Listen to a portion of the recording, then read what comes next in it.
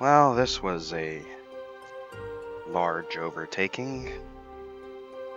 I had the idea to go back and look at the video games based on one of the biggest websites for kids in the 2000s, Neopets. This particular video will be split up into multiple parts before adding them all together into one larger video akin to my Sonic 06 video. That's just to make it a bit more digestible, and so people who want to see my thoughts and opinions on a specific game or part of the website will only have to look for that specific video. That being said, I'm gonna have to go into a bit of history on the site first for anyone who is not up to speed on their Neopia lore. And yes, it's Neopia.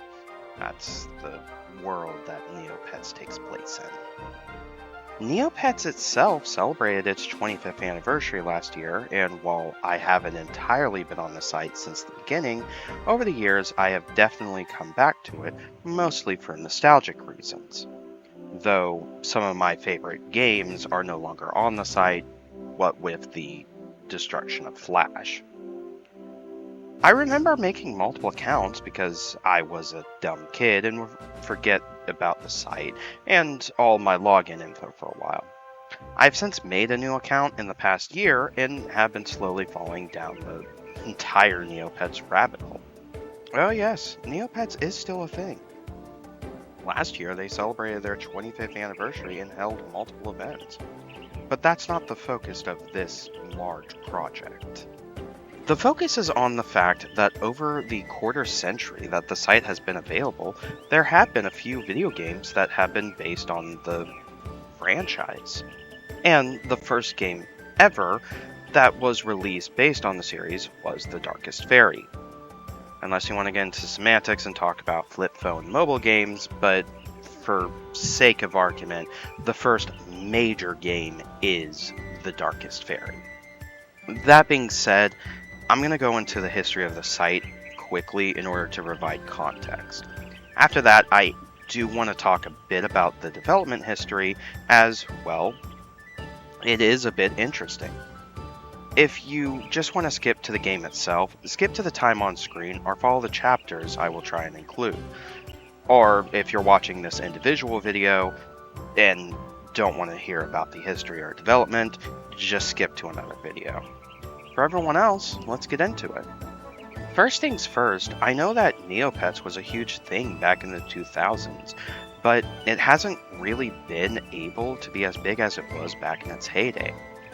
I want to say its peak was around 2005 when this video game first came out, especially when the brand had two separate promotions with McDonald's and eventually one with Burger King, before the company was eventually sold to Viacom and advertisements were shown on Nickelodeon. Starting back in 1999, the site was once considered one of the biggest sites for kids. Gameplay-wise, Neopets is very similar to a Tamagotchi, or heck, even a Digimon.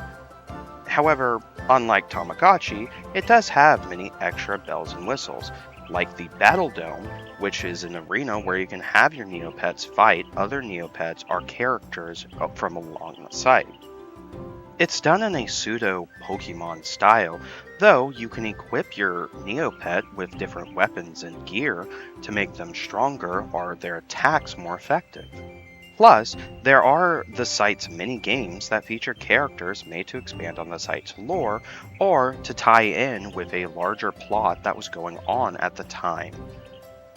And yes, the site has grand and extensive lore. Not entirely surprising because the site has been going for over 25 years.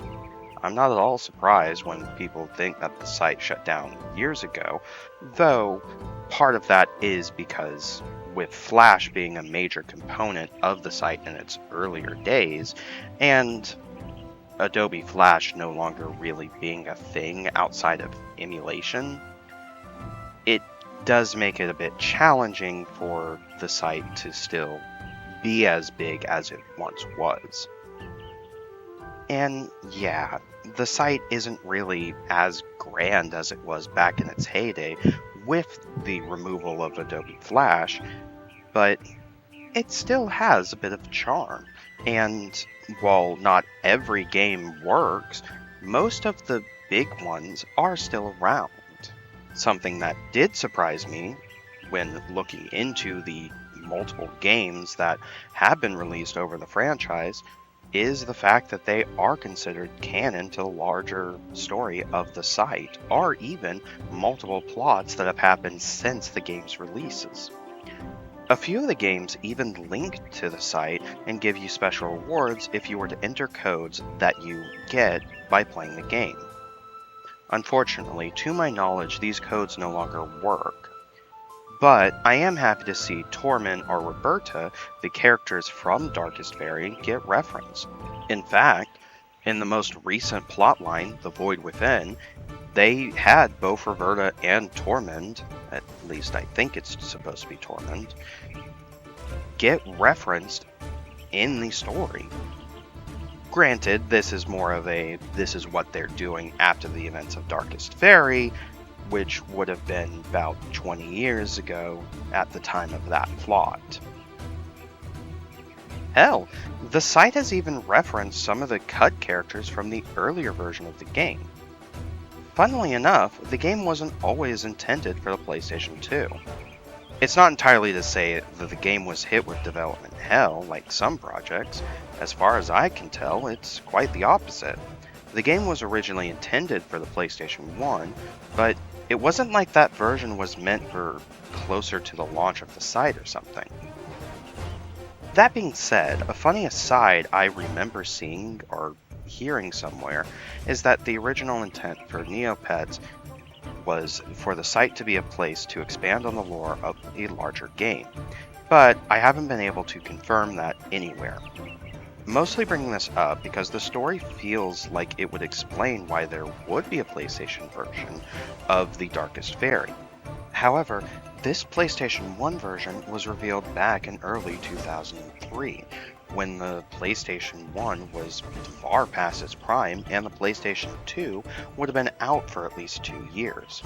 The website itself would have been around for 3 years at that point, with the game itself originally intended for release later in 2003, around what would have been the 4th anniversary of the site. Around the time the game was originally supposed to be released, there was a blog post on the site explaining that the game would be reworked for the PlayStation 2 instead, because the scope of the game had begun to rise to a point that it wasn't feasible on a console from 1994. What little we have from this version has the box art referring to the game as Part 1. If I had to guess, this version would have consisted of probably just Act 1 from the finished game, especially as that act can be pretty beefy in and of itself. But it would also imply that they had a larger story in mind that either could have been the other 3 acts of the game as separate releases, or something similar. It does sadden me because this version is just interesting to me, but we don't have a whole lot to latch onto.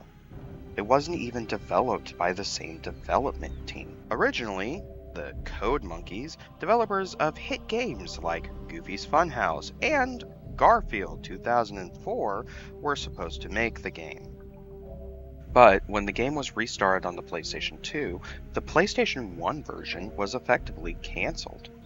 The developers of the finished products were Idle Minds, which is a bit more notable, especially as they are at least still around, albeit by a different name. Under their original name, Idle Minds was known for games like Coal Borders 3 and 4, the HD collection of Ratchet & Clank, and, funnily enough, the PSN game Pain. That's a weird enough game in and of itself that I'm half tempted to look at it, but I've got this project to do first. They are known now under the name Deck 9, and are much more known for the Life is Strange series, which I don't have an opinion on one way or the other, and don't really have much interest in. The point is, they have a larger pedigree, so it makes sense why they would be considered to make the game. There were many cuts between the PlayStation 1 and PS2 version of Darkest Faerie, such as the game at one point being planned to have 3 playable protagonists, whereas the final game only has 2. In fact, not only was one character cut, but of the 2 characters that did make it to the game, one of them was changed. In the E3 press release for the game, Tormund apparently was set in stone. An Aisha character was allegedly turned into Roberta, who is an Akara, not an Aisha, though they do look similar. And if I'm mispronouncing the names of these species, to be fair, some of these names are kind of hard. And then you have something like Loop, which is fairly easy. The third character was Grimlix, who, interestingly enough, was an important character on the site during multiple plots over the years. Sally, the Aisha character, has been referenced after she was cut, albeit only in the Neopets trading card game from the 2000s. I do feel like her design could have been reused as one of the side characters in Act 1 while Tormund is still on his family's farm, but I'm not 100% sure. She probably got the worst of the 3 characters from the PS1 version, considering she's not even referenced. Though, funnily enough, the only footage of the PlayStation 1 version that we have is Sally showing off one of her idle animations, so there is that at least. Other than that, the only thing we have of this first version of the game is some promo and concept art. I would like to see the prototype of this game found, but even the devs of this version believe all the assets were either lost or destroyed. Though, miracles have happened before. I mean, I doubt anyone ever expected the Nintendo 64 version of Dinosaur Plant to be found, and while the game is still inaccessible to the larger public, Rare's Project Dream and 12 Tales Conquer 64 are still known to exist, albeit owned by the original creators of those games. Now, with that preamble out of the way, I think it's time we talk about the actual game. For anyone who skipped the opening, sorry that took a little bit long. Hopefully I don't have to go into as much detail later when I talk about the next game, but we'll see.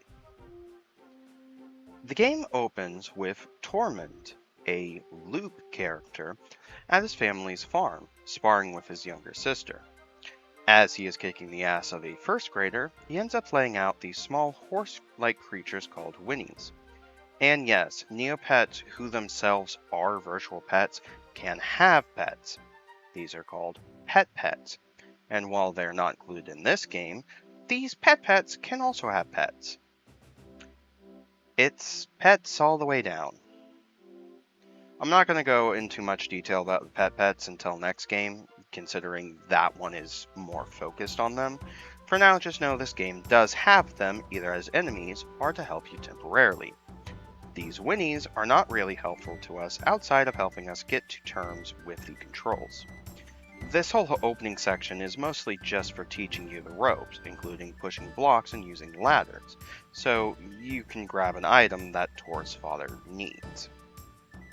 When you're done basically doing chores around the farm, Tor's father has a mission for us. We now have to take a package to Meridell. To Meridell? To the castle? That's right, we get to head over to one of the many large kingdoms in Neopets. Meridell is a big area to mess around with, but we have to head there first. Unfortunately, this is where the game's first major problems shows up. Heading to different areas in the game can be a pain in the ass. While the game is inspired by other games like, say, Ocarina of Time or Majora's Mask, going to and from different areas can take a long-ass time. What's even worse is that there's no way to fast travel between areas even if you've already been there.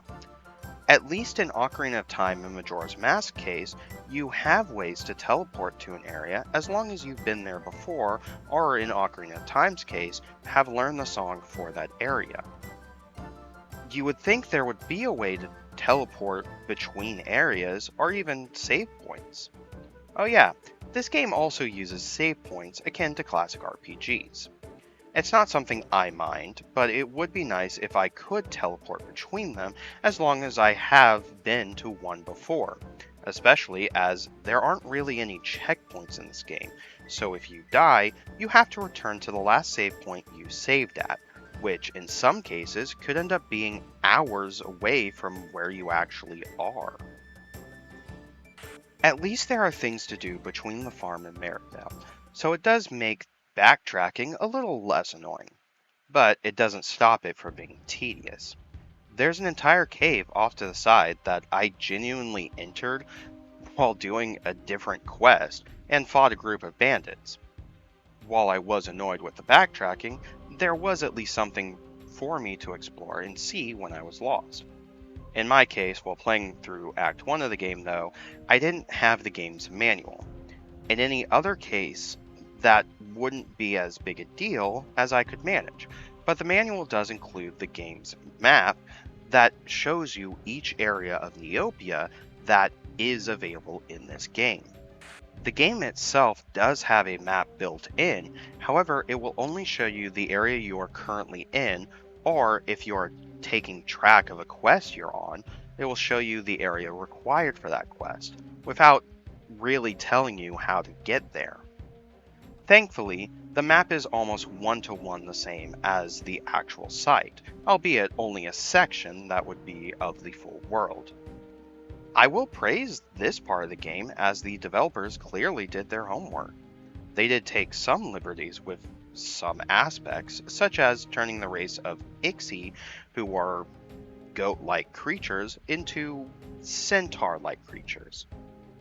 Again, not complaining, I actually appreciate the change, considering a lot of the characters in this game are anthropomorphized, whereas on the site, they'll be quadrupedal. To bring attention to the cutscenes for a brief moment, they tend to crack me up, mostly because they will hang for a minute on the final shot as the disc is being read in my case, and you can tell they are pre-rendered instead of the cutscenes being done in engine. Not to say that's a bad thing, but you can very clearly tell.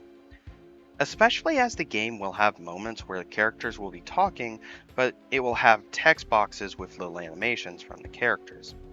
It makes me wonder if this was a holdover from the PS1 version or even a cost-cutting measure. If anything, it feels more awkward as plot points sometimes will be done in this text box style when it would be nice to at least have some voice acting. I don't know if the game itself was rushed, but there are bits and pieces here and there, especially something that we'll talk about later, that does feel like they had to cut a lot of ideas out. Anyway, back to the game itself. Once we make it to Meridale, we immediately get robbed. So we have to chase these squirrel-like creatures into an alley to get back the package that Tor is supposed to deliver. It's actually pretty easy, as once we head to the alley itself, a knight shows up and intimidates the thieves before Tor tosses his wooden sword at one, holding the package, and gets it back. Now with the package in hand, Tor heads over to the recruitment center to the Knights of the Kingdom, where the person there confuses him for a kid signing up to be a squire. Taking this opportunity to finally do the thing he's always wanted to do, he immediately signs up, only to learn he needs a knight to sponsor him and his parents' permission. This small snippet does make me chuckle, considering growing up around the time of Neopets, having commercials play on TV that said, "Get your parents' permission before logging online." I wonder if it's a reference to that, which, if it is, it's pretty smart. Getting the sponsorship is easy enough, as all it requires us to do is talk to a knight who's drinking his sorrows away after breaking his beloved sword. Gathering the pieces and reforging them for him, they agree to sponsor us on the spot, which is pretty nice. Now the only thing left for Tor to do is to get his parents' permission so he can be a squire. We don't have to go back to the farm right away, so if you want to dick around in the kingdom a bit, you can. There's a battle arena where you can easily earn some extra Neo points. Plus, there are plenty of side quests you can take on in this area, like helping a prince get a gift for his beloved back from some bandits. Eventually, once you have enough NP, you can upgrade Tor's sword to something a bit more metal before we finally return to the farm to continue the story. Once we do, however, it seems all our procrastination has had a bit of consequence, as Tor's little sister has gone missing. Didn't help that it took me a while to realize there was a run button until much later. To be clear, I didn't have a physical version of the game until about the time I started recording this video. While I was playing on official hardware, I was playing with a flash drive connected to my modded PS2. I also didn't have a map for larger areas, so it took me a bit to remember what places were connected. And I do recommend, if you decide to play this game, pull up a map on your phone or something, specifically the map from the manual, so you can figure out where you need to go and where places are. Tor's parents quickly tell him that his sister was upset that he got to go to Meridel, which led her to head over to the Shadowglen Woods, a place that even Tor says he's scared of, as it's full of monsters, most notably mutated plants. It's not particularly hard to get through. My biggest problem was just getting lost trying to figure out where Tor's sister is. After defeating a mutant plant and heading back to the farm through a shortcut, we have Tor's parents sign the papers he needs to finally become a squire. Now all we need to worry about is training. And by training, I mean the knight that is training us teaches us how to properly swing our sword and use motes before having us do basically chores around the castle. It is kind of funny that we go from learning the proper 3-hit combo that we need for the sword to immediately have to help the castle maid catch Psy Mice. We even get a sore area where we have to clear clogs and fight slorgs, these slug-like creatures. Eventually, after saving a neighboring town called Cogham from a group of Ixie raiders while the knight we are supposed to help stuffs his face, the king finally recognizes us as a true knight. Sir Tormund, defender of the kingdom and knight of the realm. Third class.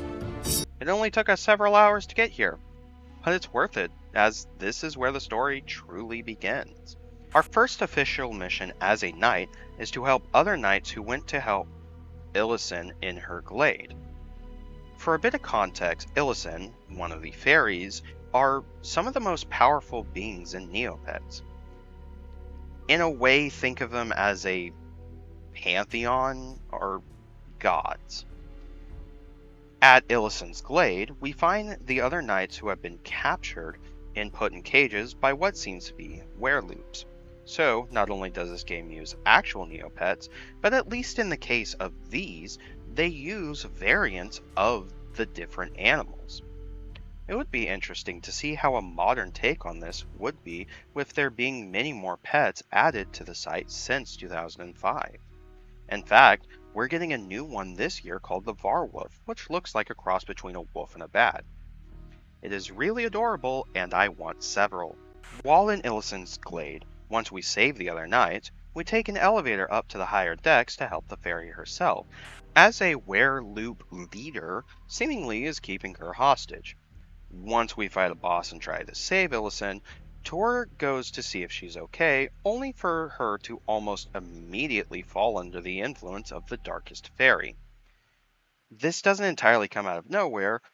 Earlier, we do see a cutscene of her coming out of the ocean and revealing her goal. The world is too nice and she wants to make it bad. I'm not kidding about that either. Here's the actual cutscene. The world, it's so pleasant and light. Well, we'll soon fix that, won't we? Yeah, you can tell this is a kid's game. Not that it's a bad thing, just funny to think about when the rest of the game tries to take itself semi-seriously. In fact, one of the knights that's supposed to be helping Tor ends up basically dying. Considering this game is targeted to 7 to 12-year-olds, I'm not expecting a deep story along the lines of Lord of the Rings. And to be fair, the game itself does have slightly more serious scenes after this. Hell, we learn later that the main villain's actual plan is to drop the then flying town of Fairyland onto the kingdom of Meridel. Kind of funny to me, considering at this point in the site's history, Fairyland no longer is a floating city in the sky and is on the ground around where Meridel is. That being said, it's a hell of a way to announce your return. We will need to stop her, but we're gonna need some help. Returning back to the castle, Tor goes to warn the king, only to see that he is too late, as the king is already under the influence of the Darkest Faerie. For the record, despite every other fairy having a name on the site and in the game, the Darkest Faerie herself does not. For the sake of convenience, I'm just going to refer to the Darkest Faerie as DF, so if you get confused, that's why. Anyway, with her now controlling the kingdom, Tor escapes the castle with the help of the maid who's working here. Surprised that somehow she isn't under the same control. But what does it mean?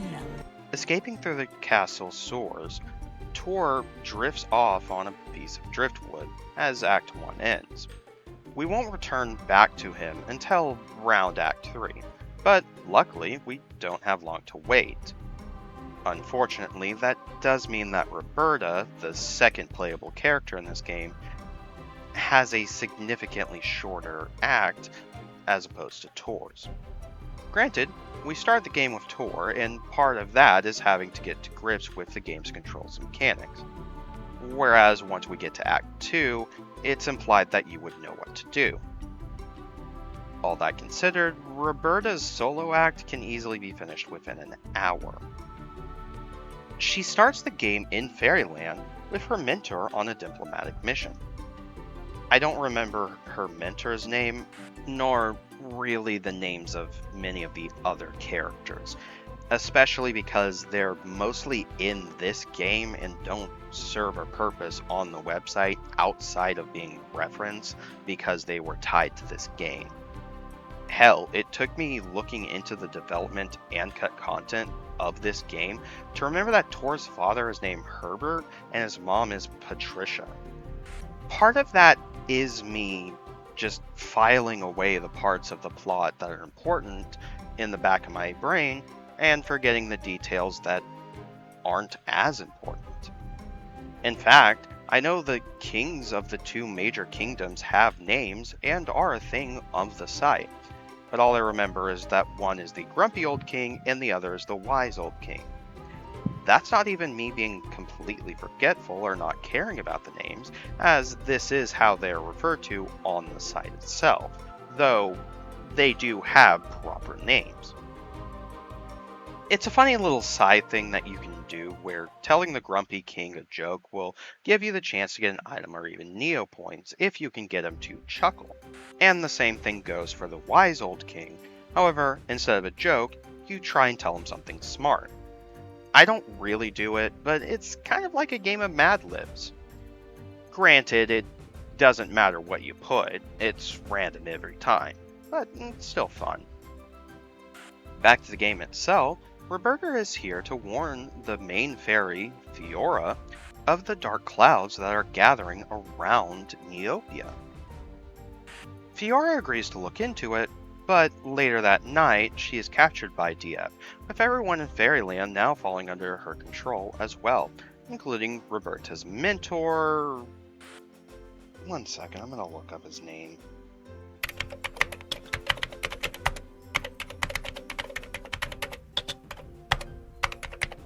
His name is Suradar? Apparently he's Brightvale's most acclaimed sorcerer. That's kinda neat. but I don't know if he's been a thing on the site. Though, according to Jelly Neo, one of his quotes is, "Believe me, 1d4 plus 1 damage is a lot nastier than it sounds." Heh, he's a nerd.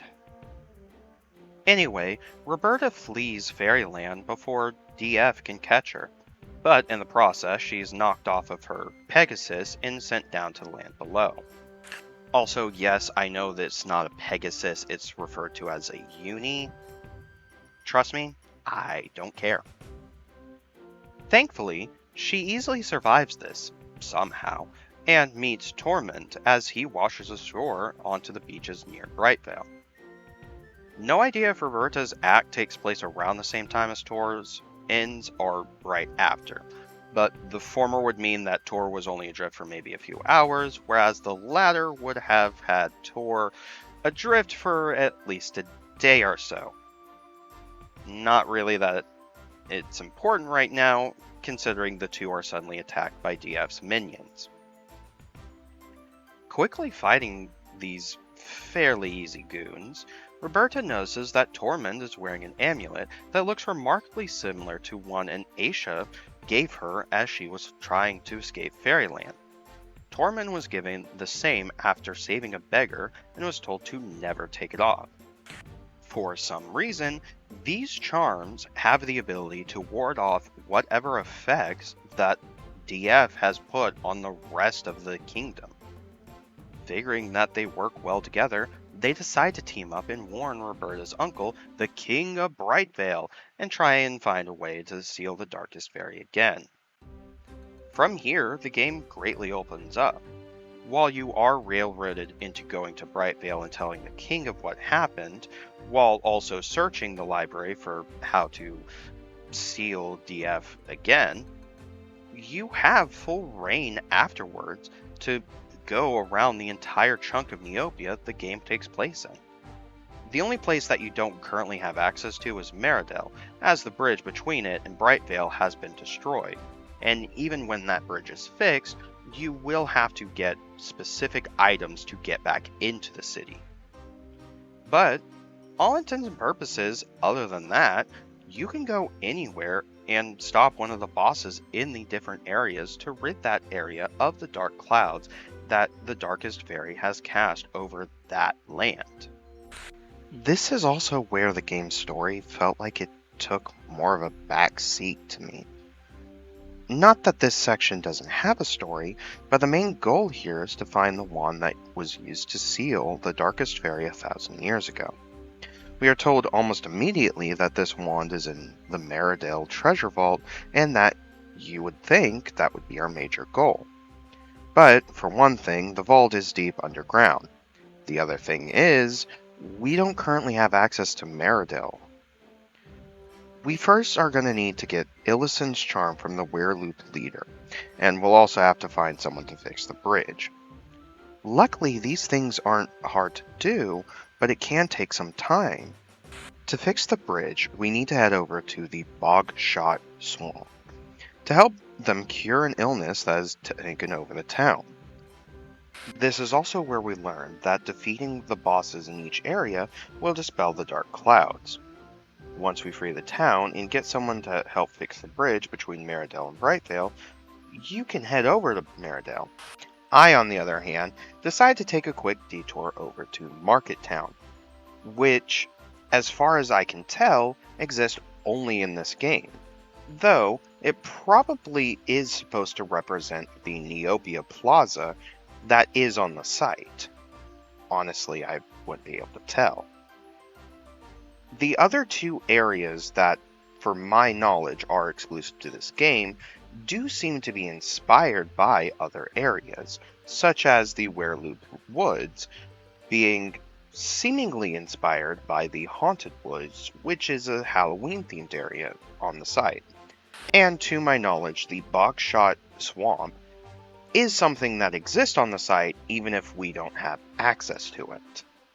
Speaking of strange areas that are in this game, I did get the demo disc version while I was working on this review. and I wish I could find more info on it. Before I messed with it, I could have sworn the areas were exclusive to the demo, because I couldn't find them anywhere in the game. Though, I eventually did stumble upon the same area. As far as I can tell, though, there is a side quest that I could not get to activate in the full game, and that is a side quest that involves this Prince Geralt character that has shown up throughout multiple points in the first act and in the third act. The quest we have here has us going into a crypt to get the family tree of this Geralt character so that he can prove to a king and queen that he is a prince, so that he can marry a princess he likes. As far as I could tell, this side quest did not exist in the full game. At the very least, if it does, I was not able to activate it, as once I finish the main side quest with this Geralt character, which involves you delivering items between him and his beloved in Brightvale, for whatever reason, this side quest could not unlock for me despite having the earlier missions. That being said, as far as I could tell, the other side quest in this area was in the game. One that involved you going to help the owner of a lighthouse turn the lights on, as he's too big to fit in the area to flip the switch. Either way, this demo has about 30-ish minutes of gameplay, and is more just an interesting curiosity. I'm not upset that I spent time playing it, because, to be fair, it was relatively cheap, even though it did hilariously arrive after I had already gotten my copy of the full game, so there wasn't really much reason for me to go and play it. Still, it's a fun curiosity. Back to the game itself, however. After saving the other towns and giving Illicent back the charm that the Werewolf King stole from her, she gives us magic that allows us to enter Meridel again. Unfortunately, the second we enter the kingdom, the Darkest Faerie's minions spot us and attack us, so we will have to find a way of hiding ourselves. Thankfully, one of the rewards we get for helping one of the neighboring towns, this case being Cogham, which we did help in Act 1, is a cloak that will let us sneak into the city. Don't really fully understand how this cloak works, because sometimes it'll hide you from enemies and other times it doesn't seem to do anything. Either the functionality was bugged or it was only supposed to work with certain enemies. Either way, it gives us the ability to sneak into Meridel without being detected as the two heroes that have been screwing over the Darkest Faerie's plans.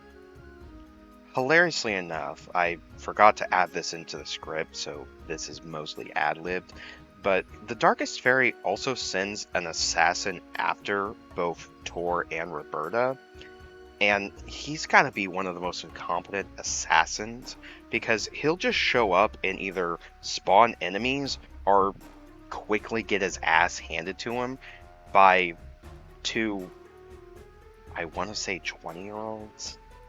Either way, it's almost comical. I know at the end of the day this is a kid's game, but at the same time, it's like, dude, do your job.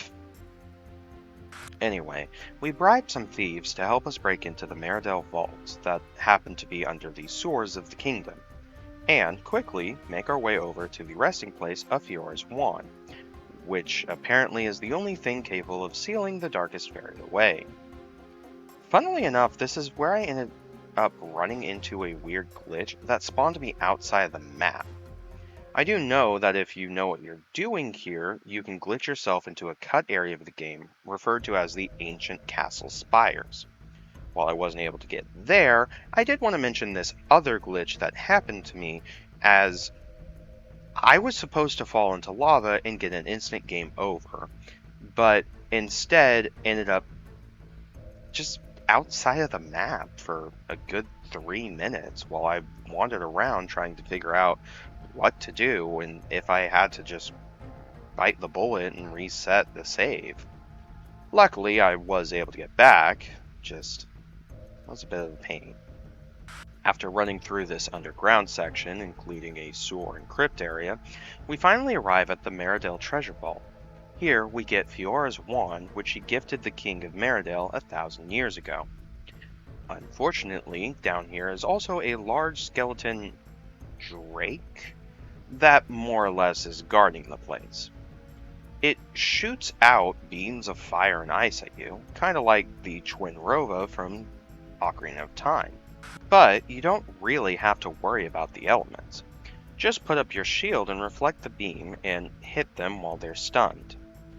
Funny to see them slowly lose bones and become smaller and smaller as the health bar goes down to a point where before you finish them off, they're just the skull. It isn't a hard fight, though it can be annoying. With Feora's wand and the magic charm thing that Illicent gave us, we scale the castle and fight the 3 evil fairy sisters and free King Skarl from the Dark Fairy's influence. I didn't mention them before because they don't really have much bearing on the plot outside of big bosses and the reason that Tor escaped, but while I'm here, I'm going to mention the names of these 3 fairy sisters, and yes, these characters have names, and the Darkest Faerie doesn't. Priorities, guys. Anyway, these evil sisters are referred to as Malice, Spite, and Vanity. If you're going to go with simple names like that, I really don't understand why the Darkest Faerie is just referred to as the Darkest Faerie. You couldn't give her some kind of name? With the other kingdoms now being saved, there's only one thing left to do. As Roberta says, it's not over yet. We still need to head back to Fairyland and save Fiora. While we're up in Fairyland again, I recommend heading over to the Hidden Tower because chances are now you have the money to finally purchase the items that are there, including a golden shield for Tor and an armor set for Roberta themed after Fiora. It is one of the better armor sets, and it is helpful in the next couple fights that we may have. Scaling the castle, and finally getting back to Fiora's chamber, the Darkest Faerie tricks us with a pretty obvious trap. It seems like she trapped Fiora and can just change her appearance and others to screw with people. Fiora holds her off while telling us to charge a portal and escape. Honestly, this probably would have been circumvented had Tor or Roberta realized that it was a trap in the first place. However, there's still something we need to do, apparently. Hopping into the portal, the Darkest Faerie uses Feora's wand to trap her in a bottle while we are teleported away. Now, where did the portal take us? Well, legend tells of a land that has been lost, a grand kingdom of heroes known as Altador. This kingdom has been lost to Neopia for 1,000 years. Rumored to have been destroyed, the kingdom was actually hidden. When the Darkest Faerie was sealed in stone and trapped at the bottom of the ocean, Altador was put into a time bubble. Feora sends us here to find the original heroes who fought the Darkest Faerie in the past. Before I forget, though, there is an infamous bug here. When you first arrive at Altador, you start in the Hall of Heroes. You need to fix a mural that tells you what happened here 1,000 years ago, but if you decide to save the game and quit before fixing it, you will be soft-locked here and not able to progress. So I recommend taking the extra minute or two to fix the mural and then save. That way you don't end up getting trapped in the Hall of Heroes and either have to go to a previous save or start the entire game over again. Once we're done fixing the mural, we have access to the larger area of Altador, which include 4 separate areas about as big as any small town. We have to complete different shrines in each of these 4 areas so that we can free the heroes and save the city. As far as I know, you can do them in any order, but I must have had shitty luck, as the first one I got was Kellen the Quick. This shrine requires you to hit buttons without being seen by any of the enemies that spawn.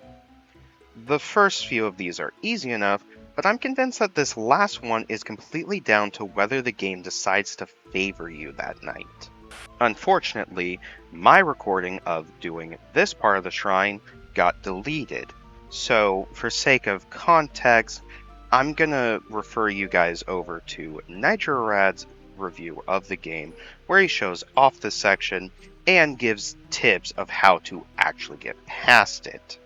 Luckily, the obstacle course that happens immediately afterwards isn't as bad, though you do have about a minute to complete each section.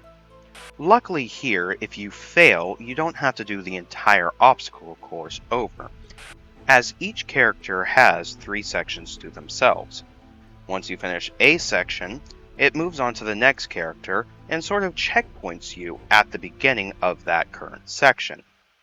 So I guess this game does have checkpoints, it's just selective where it uses them. The other shrine that gave me a bit of trouble was the Shrine for Fauna, which starts with you required to open a gate by leading frog PetPets onto a large button. If you could pick them up or leave them with some kind of food like some other PetPets, it wouldn't be that big of a problem. But you have to trick them into stepping on the button themselves, similar to the Winnies at the beginning of the game. There is no other point where a mechanic like this has ever come up. Allegedly, there was going to be a side quest required for you to get Winnies to someone, but that side quest was completely cut. So I hope you remember that one bit from the literal beginning of the game. Plus, afterwards, we get to gather some more Mouse and Winnies. It isn't as annoying to do as Keltland the Quick's shrine, but it does take some time. This first section with the frogs took me probably 20 minutes just trying to herd them over to that button. This section can be exasperated by the fact that if any of the frogs hop off the button while you're herding other ones onto it, you then have to herd that frog back on. It's just annoying and tedious. Luckily, the other 2 shrines aren't as much of a challenge. The Merchant Shrine has you just needing to move blocks to raise platforms. While the game does require you to put specific colors on the current button, it's not as challenging as long as you pay attention to the gems lining the walls of this shrine. Whichever gem is shining means that's the color that you have to put on the button. Ironically, my biggest trouble here was constantly falling into the pits, because if you fall into any of the pits that currently hold gold, you'll immediately die and have to go back to the last save point. Ironically, this also took me 20 minutes, but at least in this case it was due to my own sheer stupidity and not the game treating me like shit. The only other shrine is probably the easiest considering how far you've gotten, as it's basically just another battle arena. All you have to do is finish 3 rounds and you've done this shrine.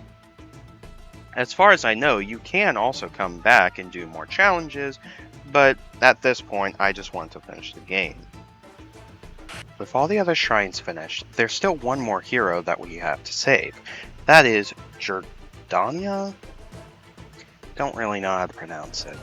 Her shrine requires you to do multiple obstacle courses, which can be a bit of a challenge considering some of them are just confusing to figure out. To free Jordana, you have to hit certain altars based on the different modes throughout the game. Interestingly enough, these require the exact mode. However, every chest up until this point that is locked with a mode power, you could use just a supernova mode or regular nova mode to unlock them. Here, it does require exactly the right mode to hit the right altar. At least if you don't have it, the game will spawn some for you so that you can activate them.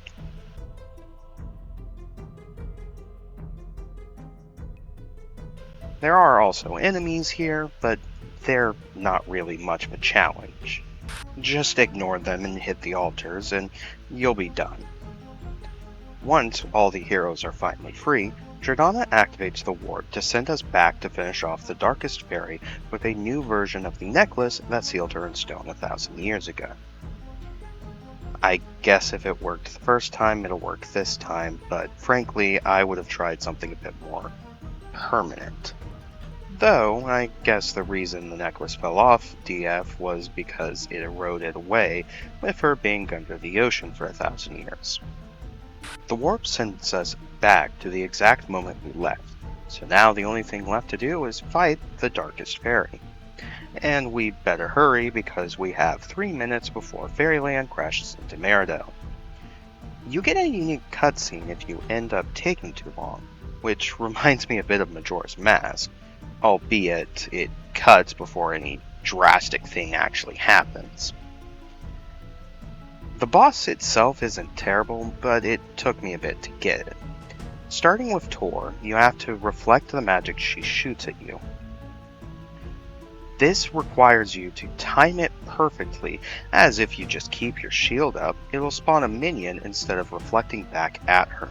As long as you remember the serpent boss from earlier, you should be perfectly fine in this boss fight.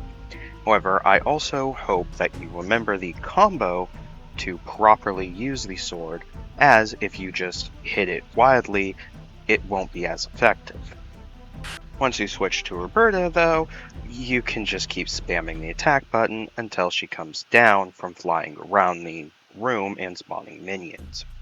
Despite not having a health bar, you know you're finished when you get a cutscene of Roberta quickly putting the necklace on the Darkest Faerie, rendering her back into the stone statue that she was at the beginning of the game. As far as I know, you do have to run up to her, but at least in my case, I was already close enough, I guess. With that, the game is more or less over. Faora stops Fairyland from crashing into Meridell, and our heroes get praised for saving the kingdom. In fact, Tor's parents are even here in Fairyland. And I love that his little sister is just awestruck in this situation. It's cute and reminds me that she's probably 6. But what about the Darkest Faerie herself? What will happen to her? Well, apparently Faora decided to use her as a statue in a fountain. I'm pretty sure that won't lead to any consequences later down the line, though one of the running theories of the current plotline on Neopets at the time of recording is that the Darkest Faerie might have actually finally broken free. At least this time didn't take her 1,000 years, and instead took her 20. And that was the first Neopets game. The game itself is very interesting to me, and it's hard for me to put into words. It definitely has a charm, but a weird charm that I've never seen in a game like this. Strangely enough, it reminded me a lot of Sonic 06, and that's not to say it's a bad game in any way. Frankly, I'm saying this in terms of ambition. In many places, I felt like the developers had a grand vision in mind for a big action RPG inspired by the Neopets website and games like Legend of Zelda, but had to remove or scale back what they could do. The fact that this game was originally intended for the PlayStation 1 is frankly surprising to me, because not long after the announcement, development was moved over to the PlayStation 2. Granted, it was a few months later.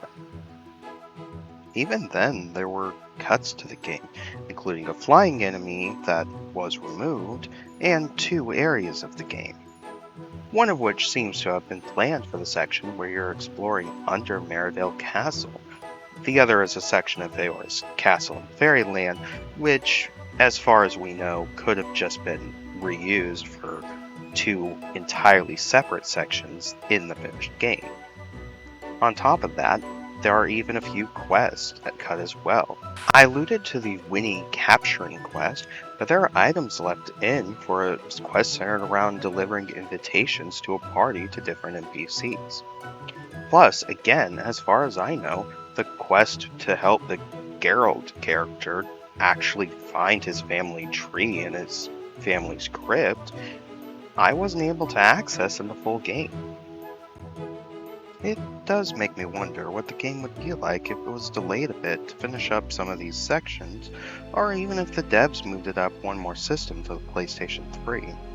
Hell, I'd love to see a remake that incorporates some of the stuff the site added in the 20 years since this game's release. That being said, I'm happy to finally have played the game. I was always curious about it when it came out back in 2005, and of course, I didn't have a console to play it on. I was immediately charmed by it playing it for this video. It is far from perfect, but something about it made me want to finish it. I definitely feel like this game deserves love, and from what I've noticed, it definitely is a cult classic. Most of the praise I've seen, unfortunately, is from Neopets fans who either grew up with the website or grew up with the game when it first came out. And to me, that's a bit of a shame. Just like what I said when I looked at the Asterix games, sometimes you should take the risk with what otherwise looks like a lesser game. Just because the game isn't a big AAA title doesn't mean it's not worth your time. I wish more people would be willing to try these B-tier platformers. And I know they're not really as much of a thing nowadays, but with the resurgence of 3D platformers or even action RPGs inspired by older Zelda titles, I wish people had more time to look at them. Granted, part of the problem is some of these games are buried under the AI-generated trash that floods stuff like the Nintendo eShop and the PlayStation Network. I'm hoping that people looking at this video, and especially this retrospective, get a chance to try out some of these games. With that being said, I still have a few other games I need to play through, so until then, I'm gonna pull my PSP out and have some fun with a few PetPets. I guess I'll see you when I'm finished playing that one.